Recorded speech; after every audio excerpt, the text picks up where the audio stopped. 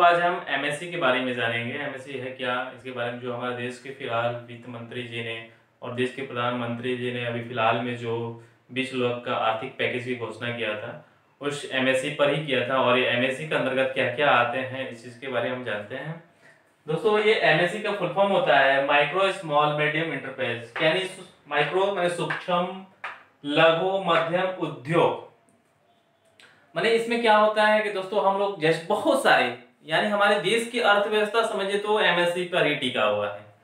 इसमें 6500 से ज्यादा भी प्रोडक्ट आते हैं। जैसे मान लीजिए कि फल की सब्जी एमएससी के अंतर्गत आता है, फल की सब्जी यानी फल उल बेचता है जो वो भी एमएससी के अंतर्गत आता है। दूध उत्पादन, जैसे मान लीजिए कि दूध उत्पादन, दूध का जो भी कारोबार होता है, जैसे मिठाई बनाया जाता है, छेना बनता है दूध से, तो ये दूध उत्पाद एमएससी के अंतर्गत भी आता है। पैकेट फूड जो कुरकुरा खाते हैं, चिप्स खाते हैं, बिस्किट बिस्कुट खाते हैं, तो ये भी पैकेट फूड एमएससी के अंतर्गत ही आता है। रेस्तरा, रेस्तरा मतलब रेस्टोरेंट होता है, रेस्टोरेंट का हिंदी रेस्तरा होता है। रेस्टोरेंट भी क्या आता है, एमएससी के अंतर्गत आता है। होटल भी एमएससी के अंतर्गत आता है। मत्स्य, मछली पालने का, यानी जो मछली उछली पाला जाता है वो एमएससी के अंतर्गत आता है। मुर्गी पालन, मुर्गा उर्गा का जो फार्म आप देखे होंगे गांव देहातों में, मुर्गा उर्गा का फार्म होता है जिसमें मुर्गी पालन किया जाता है, वो एमएससी के अंतर्गत आता है। पशुपालन, जैसे ग्वाला वाला जो होते हैं अपना पशु पालते हैं, उसे एमएससी के अंतर्गत ही लिया जाता है। मशीन, जो आटा चक्की होता है, धान उनका जैसे मसाला वसाला पीसा जाता है, उस टाइप की मशीन जो होते हैं वो एमएससी के ही अंतर्गत आते हैं। साइकिल दुकान, साइकिल दुकान का मतलब साइकिल दुकान जहां पर साइकिल उकिल बनाया जाता है। मतलब इस तरह के बहुत सारे फर्नीचर, सैलून, इलेक्ट्रिकल जो यानी पंखा चलता है, कूलर वूलर चलता है, ऐसे चलता है, ये इलेक्ट्रिकल हो गया। इलेक्ट्रॉनिक्स यानी जैसे टीवी, मोबाइल, ये सब इलेक्ट्रॉनिक्स आ गए, ये सब एमएससी के अंतर्गत आते हैं। जैसे हमारे बुक शॉप में किताबों का दुकान भी एमएससी के अंतर्गत आता है। कॉस्मेटिक, कॉस्मेटिक का मतलब जो लड़कियां लोग नहीं लगाती है फेसवा पर, एकदम गोरा लगती है, ब्यूटीफुल, एकदम सुंदर, उसी को बोलते हैं कॉस्मेटिक। ब्यूटी पार्लर में जाती है तो मुंह पे लाल लाल क्या लगा आती है, लिपस्टिक कहा जाता है, आप भी सुने होंगे। तो ब्यूटी पार्लर भी जो है एमएससी के अंतर्गत आता है। फोटो स्टेट, फोटो स्टेट मान लीजिए जो भी हम लोग किसी कॉपी का फोटो स्टेट कराना होता है तो एमएससी के अंतर्गत आता है। जनरल स्टोर यानी किराना स्टोर भी कहा जाता है इसे।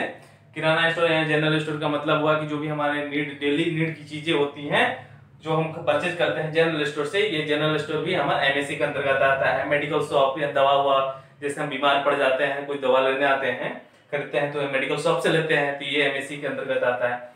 दोस्तों इसमें महत्वपूर्ण क्या है कि एमएससी पर डिपेंड क्या है, सबसे महत्वपूर्ण क्या है, पूरे हमारे हिंदुस्तान का रोजगार का 45% भाग यही देता है रोजगार।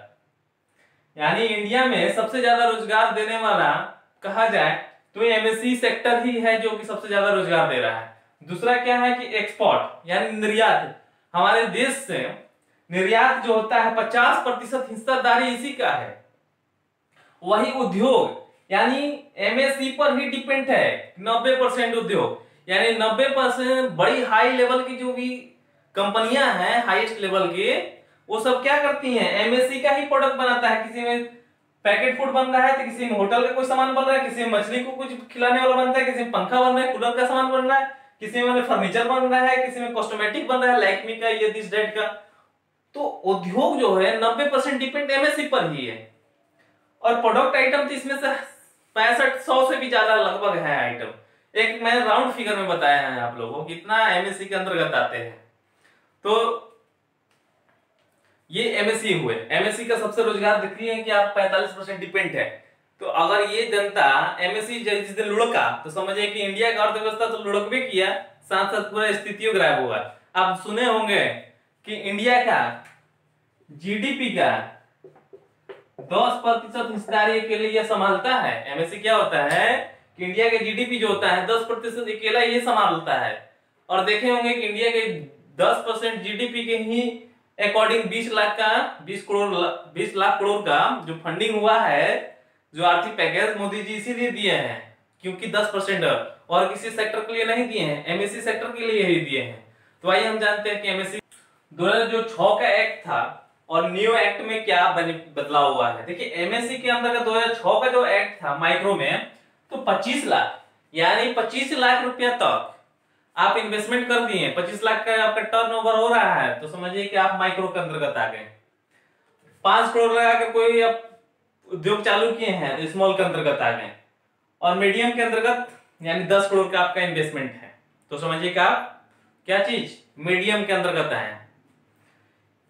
सबसे बड़ा बात क्या होता था कि पहले इन लोगों को 5% का, इसको 5% का टैक्स देना होता है और इसे 8% का और इसे 12% का टैक्स देना होता है, ठीक है। तो अब नया एक्ट जो आया बनकर,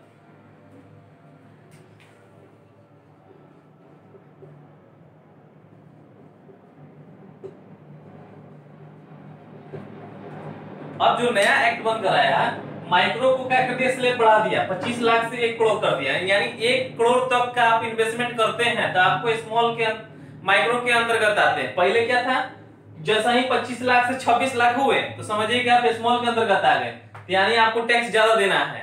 अब क्या कर दिया कि माइक्रो को थोड़ा सा एक्सपेंड कर दिया गया कि यानी आप 1 करोड़ तक का कोई फंडिंग करते हैं कोई कंपनी खोलने में, तो समझिए कि आपको माइक्रो के ही अंतर्गत रखा जाएगा। तो उसमें क्या है कि 1 करोड़ का फंडिंग किया तो 5% टैक्स देना होगा, नहीं तो पहले क्या होता था कि हम 5% वाला स्लैब से हटकर दूसरे परसेंट में अलग चल जाते थे। अब ये 5 करोड़ की सर्विस होता है, तो सर्विस का मतलब कि आप साल भर में आप 5 करोड़ तक का लेन देन टर्नओवर करिए, इसमें कोई दिक्कत नहीं है। टर्नओवर कर रहे हैं 5 करोड़ तक, 1 करोड़ का इन्वेस्टमेंट है, अब 5 करोड़ तक का टर्नओवर कर रहे हैं तो समझिए कि आपको 5% टैक्स करना है। वही स्मॉल क्या हुआ कि 10 करोड़ का इन्वेस्टमेंट करके आप कोई उद्योग चालू किए तो आप स्मॉल के अंतर्गत आते। जैसे ही 10 करोड़ से आप 11वां करोड़ में आएंगे तो समझिए कि आप किसमें घुस जाएंगे, मीडियम वाले में घुस जाएंगे।